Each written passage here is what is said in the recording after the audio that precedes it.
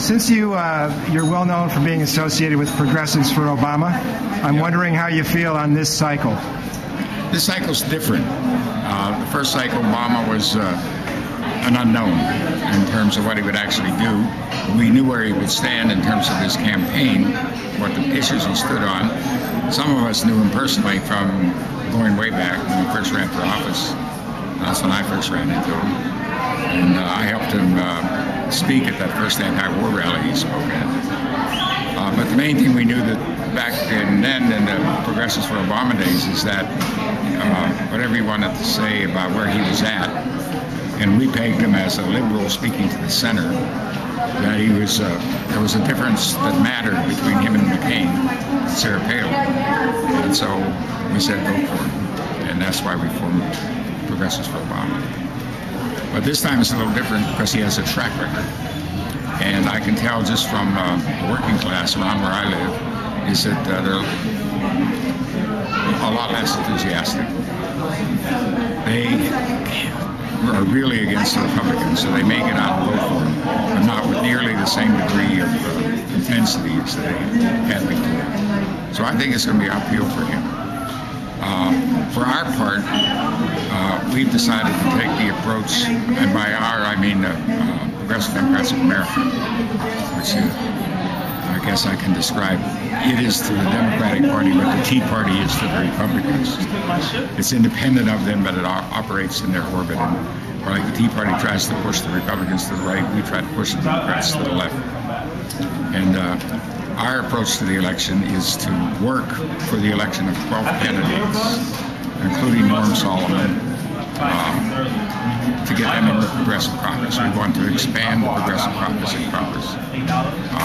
We see that as kind of the third pole, the third of three poles in the election. There's the Republicans, there's the Democratic leadership, and then there's the PDA, Progressive Caucus people. So we're trying to expand the Progressive Caucus. So as to who we will work for, that's who we will work for, and where we'll put our money and energy. And we will tell people to vote for Obama in the sense that you can always vote for one adversary to defeat another as long as you tell the truth about them both. Right. So that's it's a slightly more nuanced version of what we did last time, but we think it matches the conditions. So you would oppose a third-party candidate? Not necessarily. It depends on the state. If you have a third-party candidate running in your state and it's not one of these cliffhanger states, go ahead and vote for him. In fact, we are actively, and here by we, I mean the Committees of Correspondence. Some of us in the Committees of Correspondence are actively looking for a socialist candidate to run for a statewide office so that we can run somebody on a socialist ticket to take down, say, a governor or a state senator or someone where it's, it's not a it's not a cliffhanger. It's sort of like what Dan Labatz did in Ohio back in 2010. We're looking to find other places like that where we can run a socialist ticket to see, to try to build for the future. Because PDA is good for what we're doing now. It is sort of the working class Democratic wing of Democratic voters. It has no official connection to the party. We're an independent PAC, but that's the arena we operate in. But eventually, we're going to have to. I think what will happen is the Democratic Party will eventually implode, and so our task is to take people out of there en masse, at least all the good people out of there en masse, and then merge them with other people who have already been out, Greens or socialist candidates, so and build something new that can become, that can displace the Democrats. But to do it in a way so you don't help the right, that's the hard part. Well, given that we're standing in a university, and your arguably most famous work is called The New Radicals in the Multiversity, I'm wondering how you feel about that book now. It actually holds up very well. Some of the tactics in it might seem kind of quaint in the list of different tactics for battles for SDS chapters to go through, but the core of that book is probably where I did some of my hardest and most original work.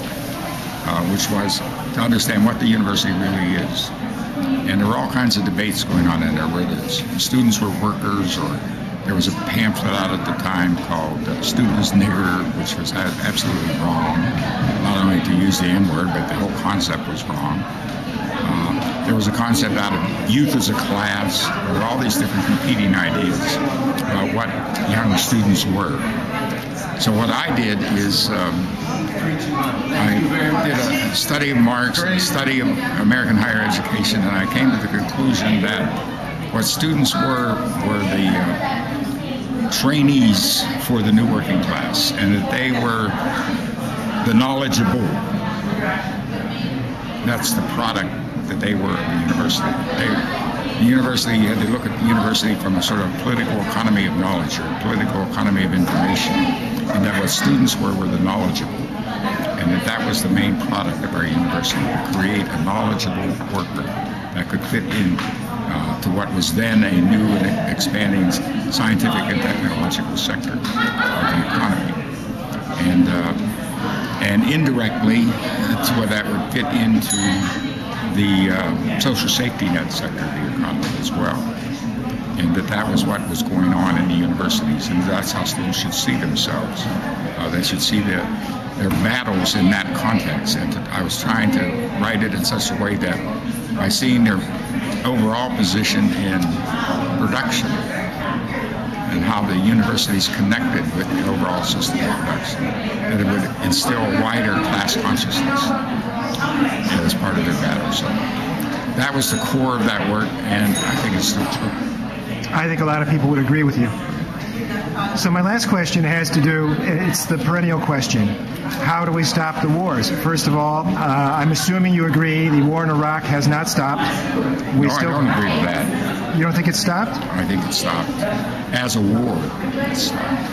As having, there's politics, war is a continuation of politics by other means. Mm-hmm. So what we have going on in Iran or Iraq right now is imperialist politics by normal means, which is intrigue, conspiring, sending in spies. But we have a lot of mercenaries there. I think the mercenaries will mostly be drawn out, mainly because they have nobody to back them up at this point. So they've been all pulled back, put in these centralized places where they can protect themselves. They've been put entirely in a defensive mode. And I think that you'll see that over the next year that they will be drawn down. I think there's a continuing American oppression and exploitation of Iraq that will continue, as they do with any third world country, for want of a better term. That will continue, and that needs to be opposed on our part. But as a war, where we're actually out there with our soldiers engaged in the battlefield, that part of Iraq is over.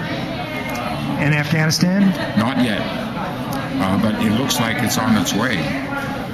They don't call it the graveyard of empires for nothing, and they're beginning to see that they can't stay there.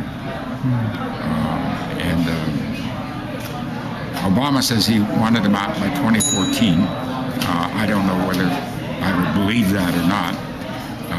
But now they're pushing, Karzai himself was pushing to have them out by 2013. So it'll be interesting. I think we need to, out now from Afghanistan, still needs to be one of our main campaigns. That should be the focus. That and the danger of war in Iran.